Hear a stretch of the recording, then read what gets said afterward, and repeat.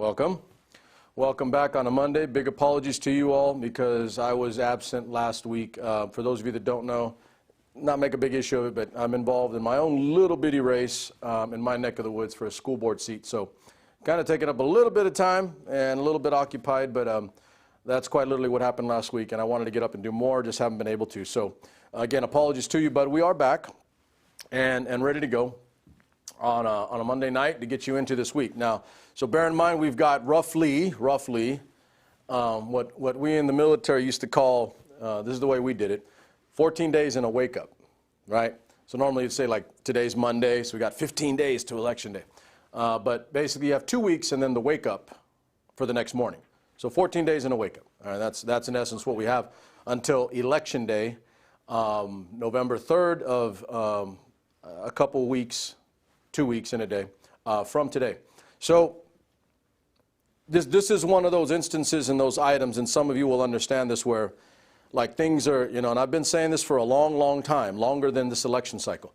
Things will get uglier before they get better. That is the nature of these things being political and people scrambling or scrounging or fighting tooth and nail for their place or position. All right, and we're talking about politicians, we're talking about people in general. They want to hold on to what they have without having to give it up to someone else, either someone beating them in a race or someone removing them from position. All right, so that's generic. So for all of you out there that immediately go to, oh, you talk about Trump. Yeah, I'm going to do that too. That's easy because he's easy to talk about. He talks all the time. And my rule on Donald Trump, our president of the United States, is if he didn't want the damn attention, then he should shut his mouth. Simple rule. That's the way I was raised. Don't open your mouth if you don't want attention. See how that works? I had a smart mom, by the way. Really smart. So anyway, that's the way this thing works, whether you're Democrat or Republican, left, right, liberal, conservative. That's just the reality. People don't want to give up their positions. They don't want to give up what they have, and they don't want to give up what control they have of a thing or a position or a power. In this case, we're talking about, again, politics, right? Political. And that's the same for business and others. But again, when it comes to the political world, the stakes are always much, much higher. They're as high as they can be. Life and death, and definitely in this case, life and death. But nobody wants to give that up, so they fight tooth and nail. And that means that people will say or do anything to maintain and hold those positions. That's an absolute truism. That has never changed. 5,000 years of recorded history, at least that I'm aware of, in my prior life as a history teacher, that hasn't changed. And I have a sneaking underlying suspicion that that's probably never going to change. That's just the nature of who we are, okay? So then it breaks down to, if everybody's like that, and if everybody does that, if absolute power corrupts absolutely, then how do we ever prevent that, or how do we ever stop it? The reality is you can't stop it, but you can minimize, and you can hold it off or make it less. And that is quite literally the situation, the status quo, the state in which we are present day right now, okay? So the whole point to today's 10-minute show is I think this might be the last one I deal with specifically on the coronavirus, the novel coronavirus of 2019. This might be the last time I deal with it specifically, other than generically telling you what the numbers are, telling you what the havoc it has wreaked. Because there are some underlying things that I've seen and that I didn't want to believe, but all evidence placed on the table forces me to a conclusion, a logical conclusion. Should have did that. And then from something that I posted, and remember, some of you guys I've told, in my group, the SuperMex Nation, and I'm happy to say we're over 1,000 members now, didn't even realize that, but wasn't really trying to grow it. It's just grown organically. People are coming to it. It's not all the same people. It's a bunch of different types of people, but it has grown. And I use SuperMex Nation, the group, as a filter / sounding board for my ideas and thoughts. I post something, I see where it goes, and then I try to understand or read and internalize the differing views and opinions and points that I see there, who likes or dislikes, who comments or not comments. And then I make my decisions based on what I believe. And then most of the time they end up and manifest themselves in a 10 minutes of truth show. Such is the case today, and I submit for your approval if not your acceptance, submit for your approval today's show. And I'm going to do this generic term because we got to do this in 10 minutes, and I normally go over, well over 10 minutes. I make it 15 or 20. But I'm going to try to get this done. So the virus, the novel coronavirus, is it Darwin or is it incompetence? Question mark. The question, the underlying question. I learned a long time ago, it's far easier to ask a question of an individual than make a hard line, bold statement.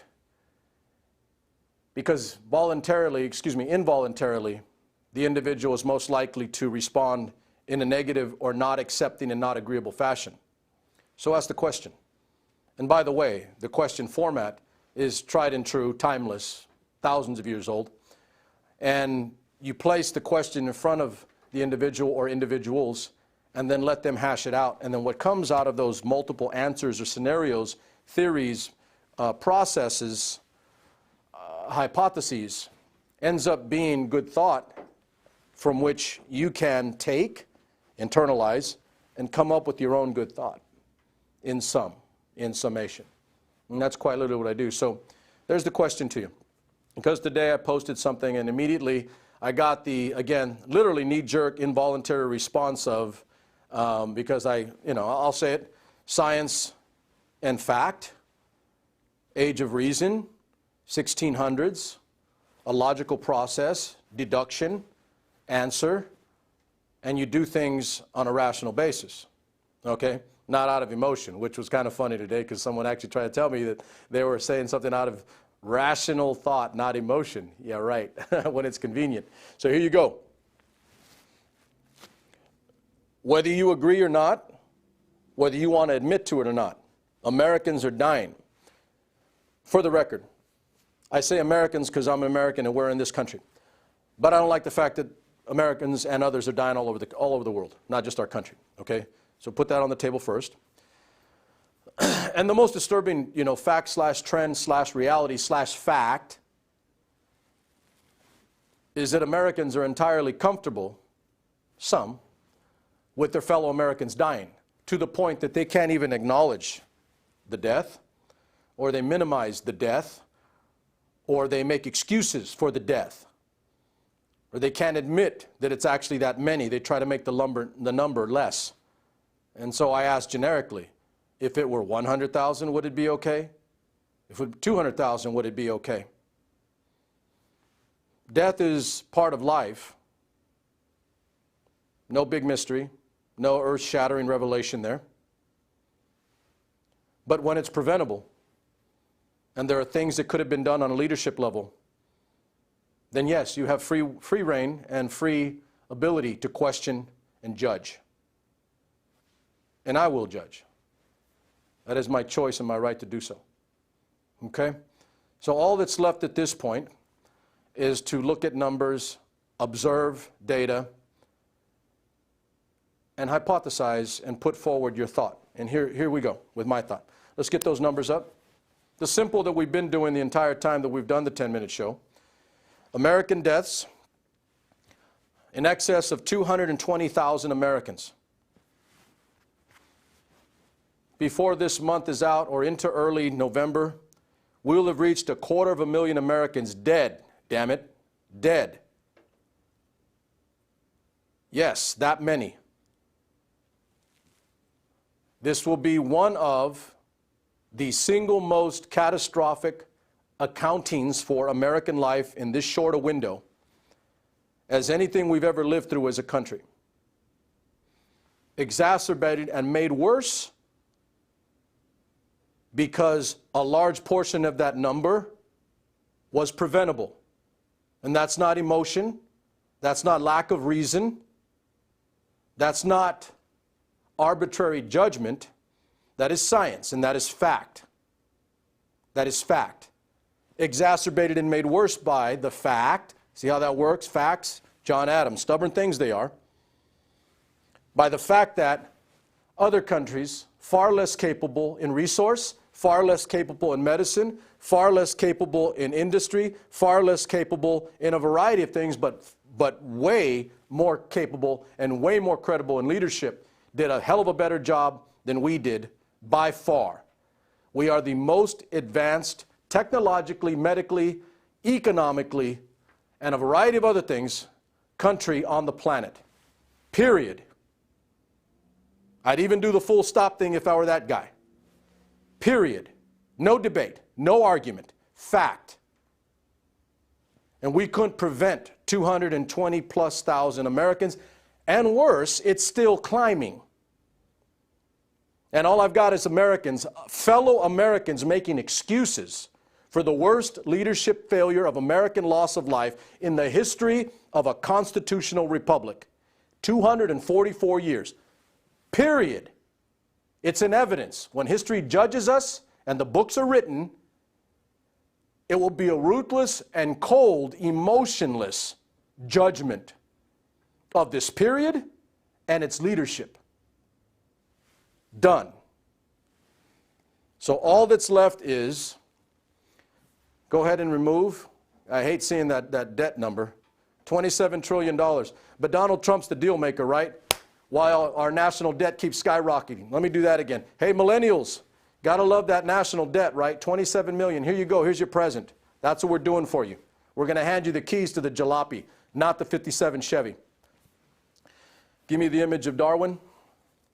For those of you that are unaware, don't know, or were deprived of a quality education, the gentleman over here on my left, your right, Charles Darwin, principally known for On the Origin of Species and Darwinism, which has to do with genetics and survival of the fittest. That's where we get this generic term, survival of the fittest, meaning in a species, those that have the ability to adapt and overcome will survive. And here is where I'm at. Either this administration and this president are stupefyingly and remarkably, incredibly, and I can go on with a whole bunch of other descriptives, just flat out incompetent, amazingly stupid, blatantly incapable of governing and taking care of the American people. And I can kind of believe that, because we have a lot of evidence on the table, by the way. Again, we will be judged, not right now, but in the future. We will be judged by historians adequately, even if you don't want to hear from me right now. Either we are all that, or someone, something, some motion, some process, some belief, some theory, some hypothesis, some process has managed to insert this gentleman's beliefs into our coronavirus reaction and policy. And I'm going to tell you why.